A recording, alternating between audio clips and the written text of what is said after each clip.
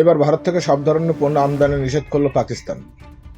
কাশ্মীরে পেহেলগামে পর্যটকের উপর হামলায় 26 জনের প্রাণহানির ঘটনায় পাল্টাপাল্টি পদক্ষেপে তীব্র নিন্দায় উত্তেজনা চলছে দক্ষিণ এশিয়ার দুই পারমাণবিক শক্তিধর দেশ ভারত ও পাকিস্তানের মধ্যে। এই পরিস্থিতিতে ভারত থেকে সব ধরনের পণ্য আমদানি নিষেধ করল পাকিস্তান। শনিবার 3 মে এই প্রতিবেদনে পাকিস্তানের সংবাদ মাধ্যমে জিও নিউজে এই তথ্য জানা যায়। ইতিমধ্যে ভারতের বাণিজ্য মন্ত্রণালয়ের বরাত দিয়ে এনডিটিভির জানিয়েছেন, জাতীয় নিরাপত্তা ও জনসতর্কতা বিবেচনায় এই সিদ্ধান্ত নেওয়া হয়েছে। কোনো ব্যতিক্রম থাকলেও তা সরকারের পূর্ণ অনুমোদনের ভিত্তিতে বিবেচনা হবে। এর ফলে ভারত পাকিস্তানের একমাত্র স্থল বাণিজ্য পথ ওয়াঘা আটারি সীমান্ত ইতিমধ্যে বন্ধ করে দেওয়া হয়েছে। এনডিটিভির বরাতে জানা গেছে, জাতীয় নিরাপত্তার ও জননীতির স্বার্থে এই নিষেধাজ্ঞা জারি করেছে দিল্লি। আদেশে আরো বলা হয়েছে, নিষেধাজ্ঞা কোনো ব্যতিক্রম ঘটাতে হলে কেন্দ্রীয় সরকারের অনুমোদন নিতে হবে।